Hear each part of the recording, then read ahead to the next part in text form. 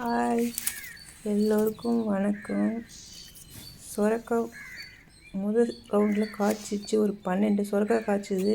இப்போ செகண்ட் சீசனில் இங்கே பிஞ்சு ஒன்று இருக்குது, இந்த ஒரு காய் இருக்குது, 2 காய் இருக்குது, மொத்தம் 3 காய் வச்சுருக்கு.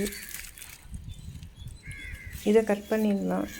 சமைக்கிற ஸ்டேஜ் வந்துச்சு.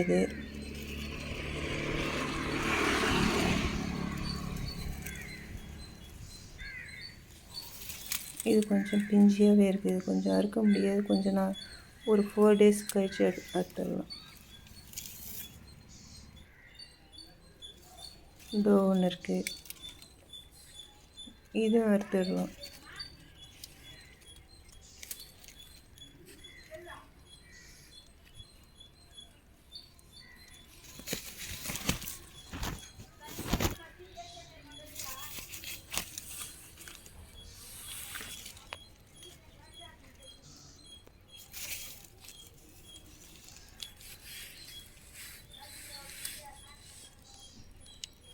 இது நார்மல் சைஸ் இருக்குது.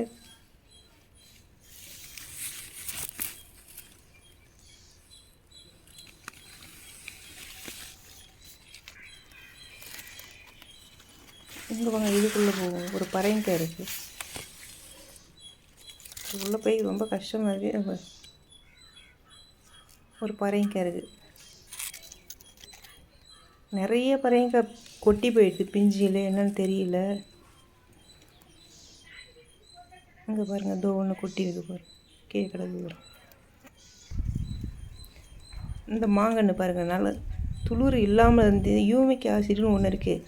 1 லிட்டர் தண்ணியில் 5 ml யூமிக் ஆசிட் ஆட் பண்ணி இதில் அடிச்சுன்னா துளிர் நல்லா வருது. இந்த பாருங்கள், துளிர் நல்லா இருக்குது பாருங்கள். யூமிக் ஆசிட் வேர்லேயும் கொஞ்சம் ஊற்றணும்.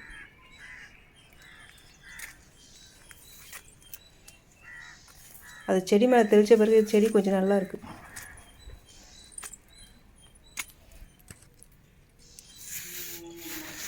கடையில் கேட்டாவே தருவாங்க ஹியூமிக் ஆசிட்.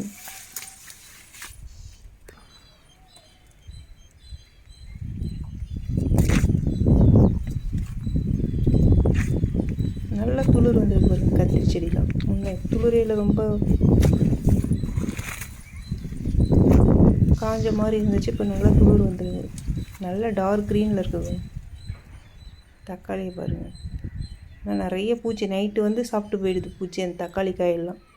பகலில் தேடி பார்த்தா கிடைக்கவே மாட்டேனுது பூச்சி. இந்த மாங்கன்னும் பாருங்கள், இப்படி கருகி போயிருக்கு. அந்த ஹியூமிக் ஆசிட் போட்ட பிறகு கொஞ்சம் பரவாயில்ல.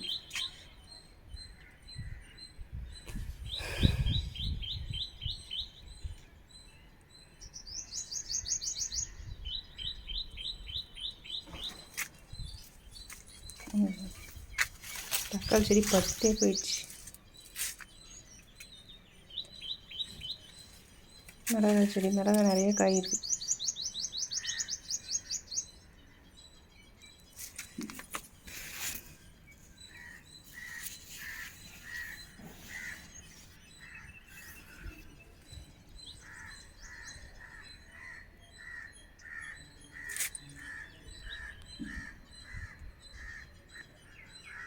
இந்த ஒரு மாங்கன்று நிறைய கருகி போயிடுச்சு. இப்போ நல்ல துளிர் வைக்கிது பாருங்கள். நீங்களும் ட்ரை பண்ணி பாருங்கள். எந்த செடியாக இருந்தாலும் அந்த ஹியூமிக் ஆசிட் போட்டாவே நல்லா துளிர் வருது. இது சம்மங்கி. இது மாடி தோட்டத்தில் வச்சுருந்தா அதை கீழே வச்சுட்டோம். க்ரோ பேக்லேயே இருக்குது.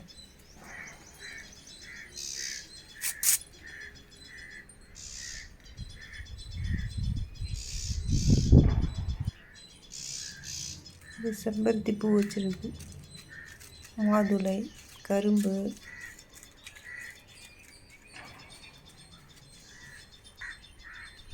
இங்கே ஒரு செம்பருத்தி, துளசி நிறைய முளைஞ்சிருக்கு. இந்த வீடியோ பிடிச்சதால் லைக் பண்ணுங்கள், ஷேர் பண்ணுங்கள், சப்ஸ்கிரைப் பண்ணுங்கள்.